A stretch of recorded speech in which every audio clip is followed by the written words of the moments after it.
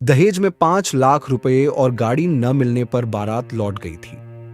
5 साल बाद जब लड़की दरोगा बनकर लौटी तो फिर क्या हुआ? दोस्तों, यह सच्ची घटना उत्तर प्रदेश के लखनऊ की है। वहां एक गरीब परिवार रहता था। परिवार में माता पिता के साथ साथ एक लड़की भी थी जिसकी उम्र 24 साल थी। वह जवान और शादी लायक थी। जैसे जैसे लड़की जवान हो रही थी, माता पिता को उसकी शादी की चिंता भी सताने लगी। वे लड़की से कहते, बेटी अब तुम जवान हो गई हो, अब हम तुम्हारे लिए लड़के की तलाश करेंगे। बेटी शर्माते हुए कहती, पिताजी अभी मेरी उम्र ही क्या है, अभी तो मैं आपकी गोद में पली बड़ी हूं, अभी तो मैंने इस समाज को देखा भी नहीं है और आप इतनी जल्दी शादी की बात कर रहे हैं। लेकिन माता पिता को उसकी शादी की चिंता अंदर ही अंदर खाई जा रही थी, क्योंकि वे गरीब थे और उनके पास दहेज देने के लिए पैसे नहीं थे। आसपास के लोग भी तरह तरह की बातें बनाते थे। घर में जवान लड़की है और माँ बाप को उसकी शादी की चिंता ही नहीं है। लोगों के ताने सुनते हुए माँ बाप ने आखिरकार एक लड़का देख लिया और अपनी लड़की की शादी तय कर दी। बारात वाले दिन जब लड़के वाले लड़की के घर बारात लेकर आए तो लड़के के पिता ने कहा, हम अपने लड़के की शादी तभी करेंगे जब हमें दहेज में 5 लाख रुपए और एक कार मिलेगी। माता पिता गरीब थे। हाथ जोड़कर कहा, भाई साहब हम गरीब आदमी हैं, हमने जो बन पड़ा वह आपके लिए किया, लेकिन 5 लाख रुपए और एक कार हमारे बस की बात नहीं है। लड़के वालों ने कहा, अगर बस की बात नहीं है तो यह शादी भी नहीं होगी। लड़की का पिता बोला, अगर आपको ऐसा ही करना था तो हमें पहले बताते, कम से कम हमारी इस समाज में बेइज्जती तो ना होती। आसपास का माहौल गर्म हो गया। लड़के वालों पर दहेज का लालच इतना हावी हो गया था कि उन्होंने बारात वापस लौटा ली और चले गए। लड़की की शादी टूट गई थी। अब वह बेइज्जती और गुस्से की हालत से गुजर रही थी। एक तो शादी टूट गई, ऊपर से आसपास के लोग ताने दे रहे थे। वह समझ गई थी कि समाज में सिर्फ पैसे वालों की इज्जत होती है, गरीब आदमी की कोई कदर नहीं। रात भर पूरे गांव में उसके परिवार को बेइज्जत किया गया और वह अपने मन में लगी आग को और भड़का रही थी। उसने ठान लिया कि अब कुछ ऐसा करके दिखाना है जिससे यह समाज उसके कदमों में गिर जाए। आखिरकार उसने बिना बताए घर छोड़ दिया और 3 साल तक गायब रही। 3 साल बाद जब वह दरोगा बनकर गांव लौटी तो फिर क्या हुआ? दोस्तों, यह कहानी का छोटा सा सार था। पूरी कहानी की शुरुआत अब होती है। सीमा अपने घर के आंगन में बैठी मां के साथ चूड़ियों का नया सेट देख रही थी। अगले दिन उसकी भी शादी थी।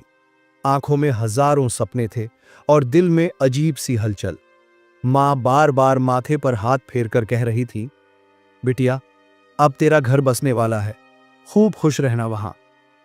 सीमा की शादी की तैयारियां पूरे जोश में थीं। घर में मेहमानों का आना जाना लगा था।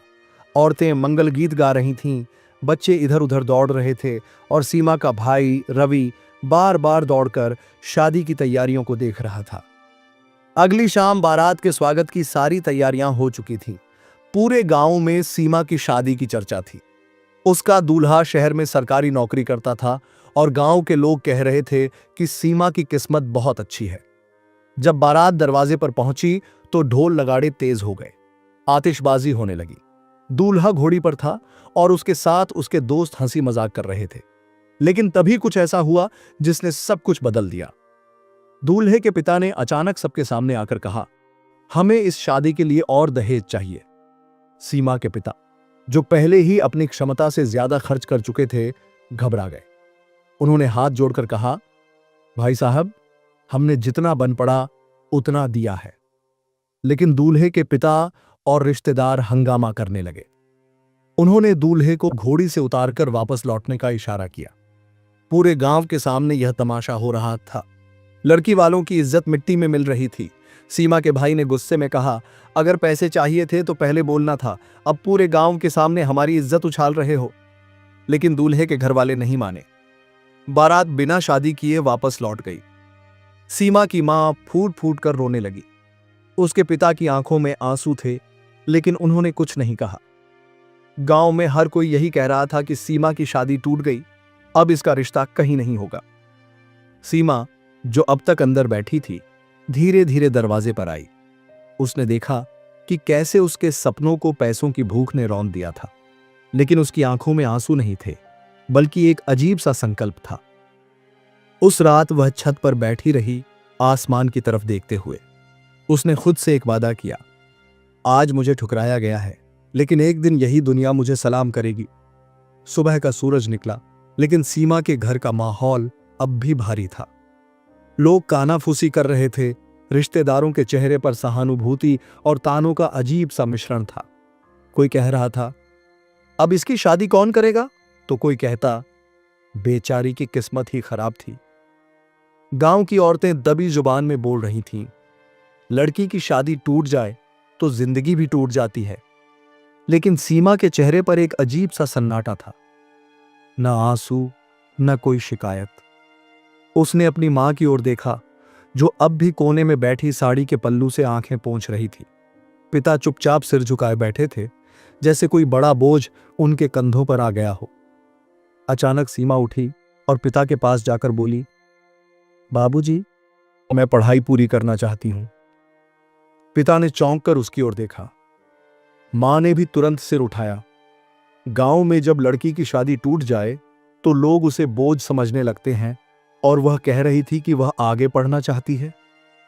पिता ने धीरे से कहा, बेटा, हम लोग गरीब हैं, तेरी शादी के लिए ही जैसे तैसे पैसे जोड़ रहे थे, अब पढ़ाई के लिए कहां से लाएं? सीमा ने पहली बार अपने पिता का हाथ पकड़कर कहा, बाबूजी, अगर आज मैं पढ़ लिख कर अपने पैरों पर खड़ी हो जाऊं तो क्या आपको मुझ पर गर्व नहीं होगा? पिता चुप हो गए। मां ने धीमी आवाज में कहा, बिटिया, दुनिया लड़कियों को खुद से आगे बढ़ने नहीं देती, तू अकेले कैसे लड़ेगी? सीमा की आंखों में अब संकल्प था, अकेले नहीं मां, आप सब मेरे साथ होंगे। गांव में पढ़ाई के लिए ज्यादा सुविधाएं नहीं थीं, लेकिन सीमा ने हार नहीं मानी। उसने अपने भाई रवि से कहा कि वह उसके लिए शहर से किताबें लाए। वह दिन में खेतों में काम करती और रात में पढ़ाई करती। गांव में कई लोगों ने ताने मारे, लड़की की शादी टूट गई है, अब पढ़ लिख कर क्या करेगी? लेकिन सीमा ने किसी की परवाह नहीं की। एक दिन उसके मामा शहर से आए। जब उन्हें पता चला कि सीमा पुलिस की तैयारी करना चाहती है, तो उन्होंने सुझाव दिया कि वह शहर आकर पढ़ाई करे। पिता पहले हिचकिचाए, लेकिन फिर बेटी के हौसले को देखकर तैयार हो गए। सीमा शहर आ गई। उसने पूरे दिन मेहनत की, रातों में जागकर पढ़ाई की। कई बार उसे भूखा सोना पड़ा, कई बार लोगों की बातें सुननी पड़ी, लेकिन उसने हार नहीं मानी। परीक्षा का दिन आया। उसने पूरे आत्मविश्वास के साथ पेपर दिया। फिर इंतजार शुरू हुआ। एक शाम जब रिजल्ट आया तो सीमा की आंखों में आंसू आ गए, खुशी के आंसू। वह दरोगा बन चुकी थी। उसके संघर्ष का पहला पड़ाव पूरा हो चुका था। सीमा के दरोगा बनने की खबर पूरे गांव में जंगल की आग की तरह फैल गई। जिन लोगों ने कभी उसे ताने दिए थे, वही अब तारीफों के पुल बांध रहे थे। वह लड़की, जिसे 4 साल पहले दहेज कम होने की वजह से ठुकरा दिया गया था, अब वर्दी में थी। पिता की आंखों में गर्व के आंसू थे।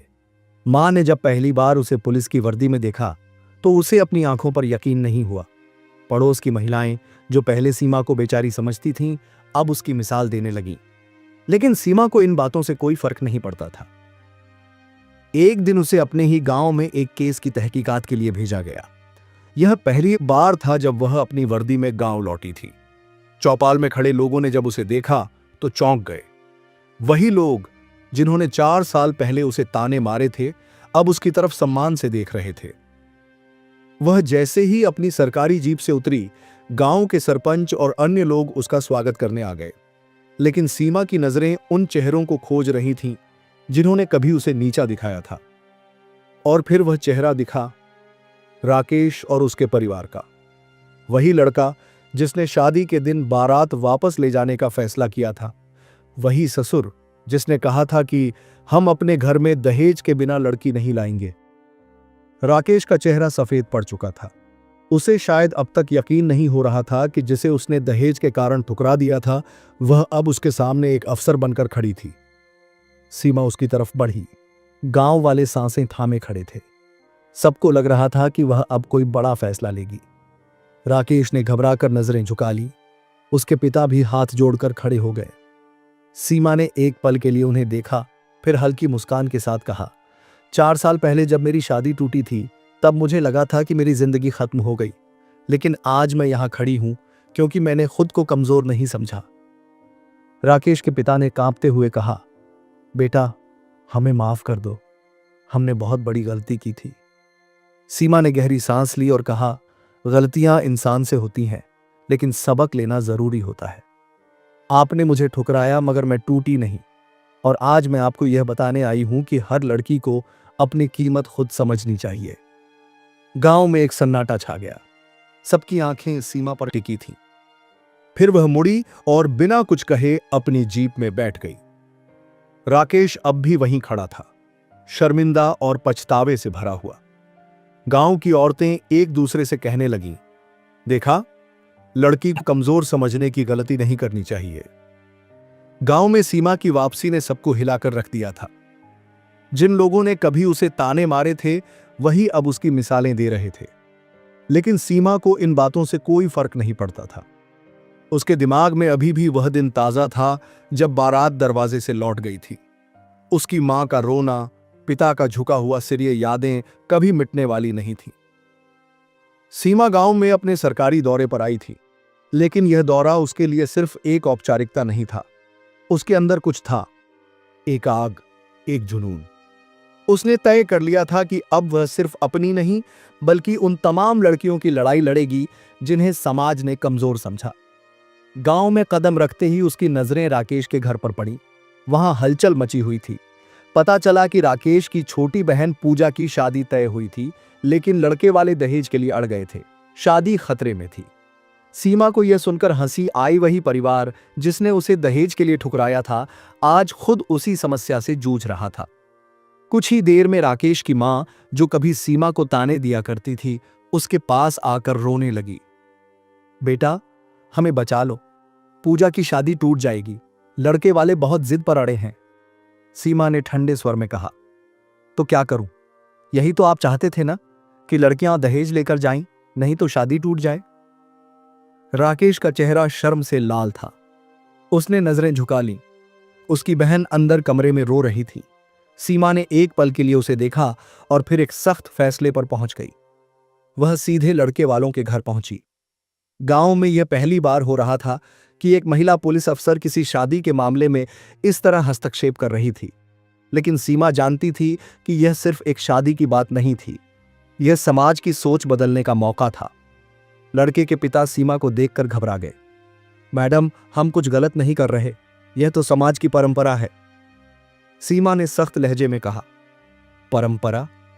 यह कैसी परंपरा है जहां लड़की का परिवार कर्ज में डूब जाए लेकिन लड़के का परिवार ऐश करे?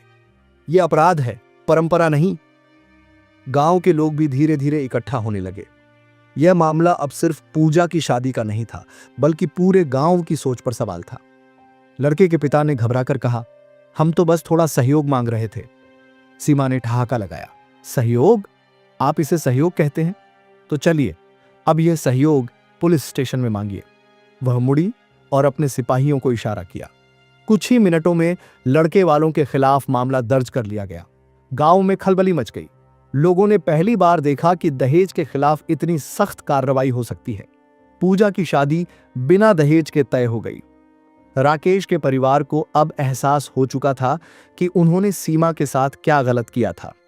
उसकी मां फिर से सीमा के पास आई और रोते हुए कहा, बेटा, हमें माफ कर दो, हमने बहुत बड़ी गलती की थी। सीमा की आंखों में कोई गुस्सा नहीं था। उसने बस इतना कहा, मुझे माफी नहीं चाहिए, बस यह वादा चाहिए कि अब आप किसी भी लड़की के साथ ऐसा अन्याय नहीं होने देंगे। उस दिन गांव में एक बदलाव की शुरुआत हुई, लेकिन यह सिर्फ एक गांव की नहीं, पूरे समाज की कहानी थी। जहां एक लड़की ने खुद को कमजोर नहीं समझा, बल्कि उसने अपने दर्द को ताकत में बदलकर समाज की सोच को झकझोर दिया। सीमा के उस फैसले के बाद गांव की हवा ही बदल गई थी। लोग अब दहेज के बारे में खुलकर बात करने लगे थे, लेकिन यह बदलाव सबको पसंद नहीं आ रहा था। गांव के कुछ बड़े बूढ़े, जो अब भी पुरानी सोच में जी रहे थे, उसे एक खतरे की तरह देखने लगे थे। कई लोगों को लगा कि सीमा अपनी ताकत का गलत इस्तेमाल कर रही है। कुछ लोग यहां तक कहने लगे कि पुलिस अफसर बनने के बाद वह घमंडी हो गई है। सीमा को इन बातों की परवाह नहीं थी। उसने ठान लिया था कि गांव की हर लड़की को बताएगी कि वह किसी से कम नहीं है। उसने स्कूल जाकर लड़कियों से बात की, उन्हें पढ़ाई जारी रखने की सलाह दी और उनकी परेशानियां सुनी। कुछ लड़कियों ने बताया कि उनके घर वाले उन्हें आगे नहीं पढ़ाना चाहते क्योंकि शादी करनी है। सीमा के मन में गुस्सा उबल पड़ा, लेकिन उसने धैर्य रखा। वह जानती थी कि बदलाव जल्दी नहीं आता। इन्हीं दिनों गांव में कुछ अजीब घटनाएं होने लगीं। पहले एक लड़की के घर चोरी हुई, फिर किसी की दुकान में आग लग गई। लोग डरे हुए थे, लेकिन कोई खुलकर कुछ कह नहीं रहा था। सीमा को शक था कि यह सब एक साजिश के तहत हो रहा है। रात के अंधेरे में वह अकेले गांव की गलियों में निकल पड़ी। वह चाहती थी कि देखे कौन यह सब कर रहा है। तभी उसे कुछ परछाइयां दिखाई दी। उसने छिपकर देखा। 4 आदमी जो किसी के घर के पास घुसने की कोशिश कर रहे थे। उसके कदम ठिठक गए। वह समझ गई थी कि ये वही लोग हैं जो गांव में डर फैलाना चाहते हैं। सीमा ने बिना देरी किए अपना फोन निकाला और अपने कुछ पुलिसकर्मियों को बुला लिया। कुछ ही मिनटों में वे लोग पकड़े गए। पूछताछ के बाद सच सामने आया। यह सब उन्हीं लोगों की चाल थी जो नहीं चाहते थे कि गांव में बदलाव आए। वे लोग चाहते थे कि लोग सीमा के खिलाफ हो जाएं, उसे डरकर गांव छोड़ने पर मजबूर कर दें। गांव के लोग जब यह सच्चाई जानते तो स्तब्ध रह गए। जो लोग सीमा पर शक कर रहे थे वही अब उसके समर्थन में खड़े हो गए। कई लोग माफी मांगने आए, लेकिन सीमा ने सिर्फ इतना कहा, माफी से कुछ नहीं बदलेगा। बदलाव तब आएगा जब आप अपनी सोच बदलेंगे। उस दिन के बाद से गांव में एक नई लहर दौड़ पड़ी। लड़कियां स्कूल जाने लगीं, माता पिता उनकी शिक्षा को लेकर गंभीर हो गए। लोग अब जानते थे कि अगर उनकी बेटियां कुछ बनना चाहेंगी तो कोई उन्हें रोक नहीं सकता। लेकिन यह तो बस शुरुआत थी। सीमा का असली इम्तिहान अभी बाकी था। सीमा के गांव में शांति लौट आई थी, लेकिन यह शांति कितनी स्थायी होगी यह अभी तय नहीं था। वह जानती थी कि बदलाव का रास्ता कभी आसान नहीं होता। जिस समाज में वर्षों से लड़कियों को दबाया जाता रहा हो, वहां अचानक बदलाव लाना एक चुनौती थी। उस दिन सीमा गांव के चौपाल पर बैठी थी जब कुछ औरतें उसके पास आईं। उनके चेहरे पर चिंता थी। एक बुजुर्ग महिला बोली, बेटा, हमें तुमसे कुछ कहना था, पर डर के मारे कुछ बोल नहीं पा रहे थे। सीमा ने ध्यान से उनकी बात सुनी। उन्होंने बताया कि गांव में अब भी कुछ लोग हैं जो नहीं चाहते कि लड़कियां आगे बढ़ें। वे चुपचाप उन परिवारों को धमका रहे हैं जो अपनी बेटियों को पढ़ाना चाहते हैं।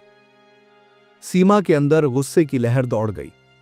उसने सोचा कि इन लोगों की हिम्मत इतनी बढ़ गई है कि वे अभी भी डर फैलाने की कोशिश कर रहे हैं। वह जानती थी कि इस बार सिर्फ अपराधियों को पकड़ना काफी नहीं होगा, लोगों को आत्मनिर्भर और जागरूक बनाना भी जरूरी था। अगले ही दिन उसने गांव में एक सभा बुलाई। यह कोई आम सभा नहीं थी। इस बार उसने गांव के पुरुषों को भी बुलाया। वह चाहती थी कि वे खुद सुने और समझें कि महिलाओं को आगे बढ़ने से रोकना पूरे समाज को पीछे धकेलने जैसा है। सीमा ने गांव के एक बड़े चबूतरे पर खड़े होकर बोलना शुरू किया। उसकी आवाज में आत्मविश्वास था। आप सबने देखा कि किस तरह कुछ लोग आपके बीच डर फैलाकर आपको रोकने की कोशिश कर रहे थे, लेकिन सोचिए, अगर हम खुद डर जाएंगे तो क्या हमारा गांव कभी आगे बढ़ पाएगा? लोग ध्यान से सुन रहे थे। अगर आज भी हम लड़कियों को दबाएंगे, उन्हें पढ़ने लिखने से रोकेंगे, तो क्या होगा? क्या हमारी बेटियां कभी खुद के पैरों पर खड़ी हो पाएंगी? गांव में गहरी चुप्पी छा गई। कुछ पुरुष सिर झुकाए खड़े थे, जैसे उन्हें अपनी गलती का एहसास हो रहा हो। सीमा ने एक बार फिर अपनी बात दोहराई, हमें अपनी बेटियों को मजबूत बनाना होगा। यह सिर्फ उनका नहीं, पूरे समाज का सवाल है। उस दिन के बाद से कई परिवारों का नजरिया बदल गया। कुछ लोग अभी भी पुराने विचारों में जकड़े थे, लेकिन कई माता पिता अपनी बेटियों को स्कूल भेजने लगे। सीमा ने गांव में एक निशुल्क शिक्षा केंद्र शुरू करने का फैसला किया, जहां लड़कियां शाम को पढ़ाई कर सकें। लेकिन बदलाव की इस प्रक्रिया में एक और बड़ी चुनौती सामने आने वाली थी, और इस बार यह चुनौती सीमा के अपने परिवार से थी। गांव में बदलाव की लहर धीरे धीरे फैल रही थी, लेकिन हर बदलाव के रास्ते में रुकावटें आती ही हैं। सीमा ने जब गांव की लड़कियों के लिए शिक्षा केंद्र शुरू किया तो कुछ लोगों को यह बात हजम नहीं हुई। वे अब भी यही मानते थे कि लड़कियों का काम घर संभालना और परिवार की सेवा करना है, पढ़ाई लिखाई से उनका क्या लेना देना।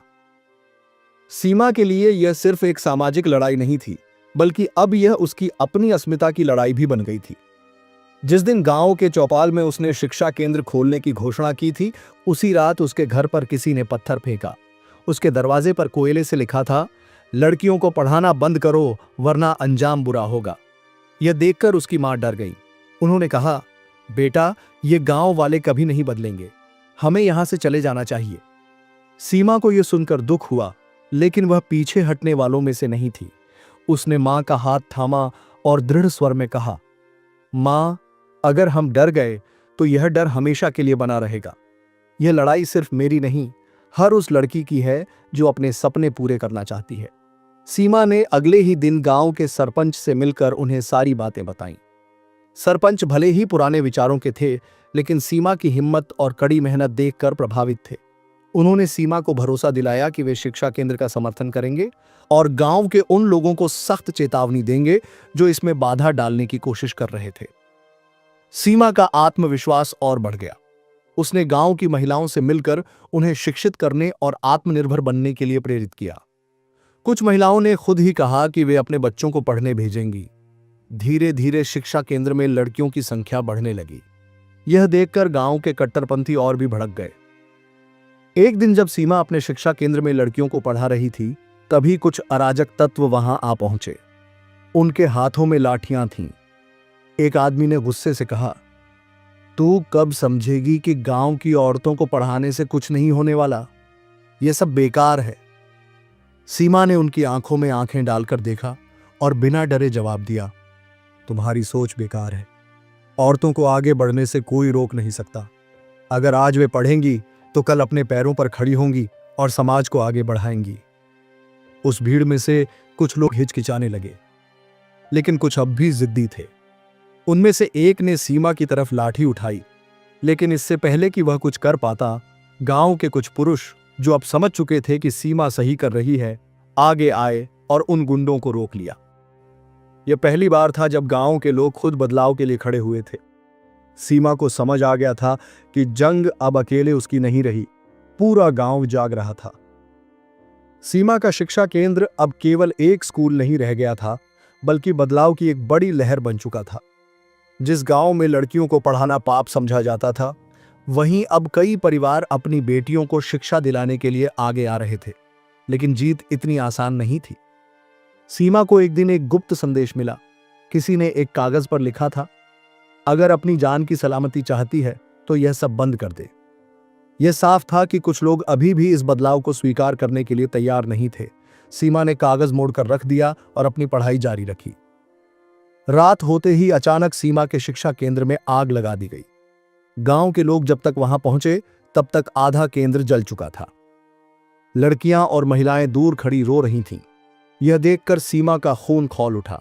उसकी आंखों में आंसू थे, लेकिन वे बेबसी के नहीं, बल्कि गुस्से और संकल्प के आंसू थे।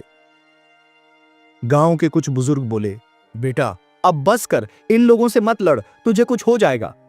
सीमा ने जवाब दिया, अगर मैं आज डर गई तो कल कोई और भी डर जाएगा, लेकिन अगर मैं डटी रही तो यह बदलाव कभी नहीं रुकेगा।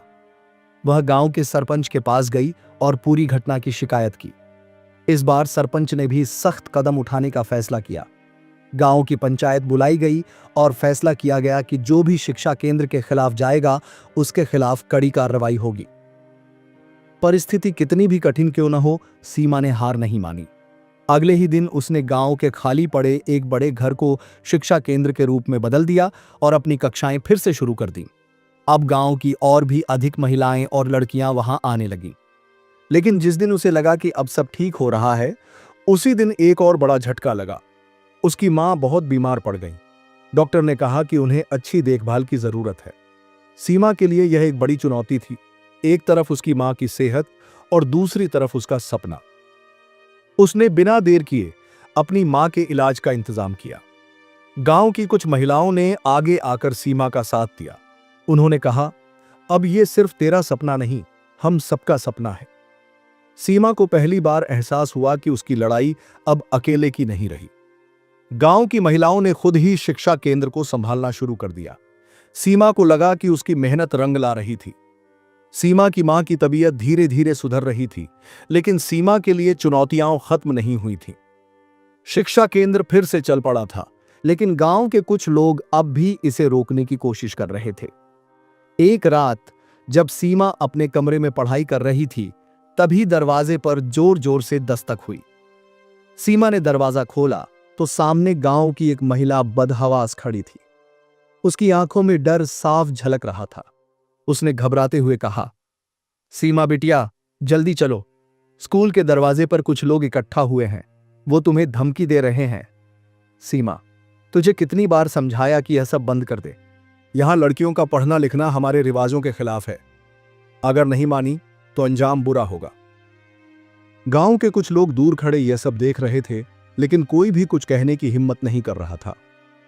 सीमा ने उनकी आंखों में डर देखा, लेकिन वह खुद डरी नहीं। वह उन लोगों के सामने खड़ी हो गई और कहा, अगर तुम मुझे रोक सकते हो तो रोक लो, लेकिन मैं जानती हूं कि मैं सही कर रही हूं और जब तक सांस है तब तक यह स्कूल चलता रहेगा। उन लोगों ने हंसते हुए कहा, देखते हैं तेरा स्कूल कब तक चलता है, और फिर वहां से चले गए। लेकिन सीमा को पता था कि यह लड़ाई अभी खत्म नहीं हुई है। अगले दिन जब सीमा स्कूल पहुंची तो देखा कि दरवाजे पर ताला लगा हुआ था। यह देखकर बच्चों और महिलाओं के चेहरे उतर गए। सीमा को गुस्सा आया, लेकिन उसने हार नहीं मानी। उसने गांव के सरपंच के पास जाकर शिकायत दर्ज करवाई। सरपंच ने गांव के लोगों को बुलाया और कहा, अगर आज हम शिक्षा के खिलाफ खड़े हो गए तो आने वाली पीढ़ियां हमें कभी माफ नहीं करेंगी। गांव के कई लोग अब सीमा के साथ थे। महिलाओं ने आगे बढ़कर स्कूल का ताला तोड़ दिया और फिर से कक्षाएं शुरू कर दी। यह देखकर सीमा की आंखों में गर्व के आंसू आ गए। अब सीमा की ताकत सिर्फ उसकी हिम्मत नहीं थी, बल्कि पूरा गांव उसके साथ खड़ा था। लेकिन क्या यह आखिरी चुनौती थी? शायद नहीं। सीमा के संघर्षों की कहानी अब पूरे जिले में फैल चुकी थी। जहां कभी लोग उसे ताने मारते थे, वहीं अब वे उसकी तारीफ करने लगे थे। उसके स्कूल का असर सिर्फ गांव तक सीमित नहीं था, बल्कि आसपास के इलाकों से भी लोग अपनी बेटियों को पढ़ने भेजने लगे थे।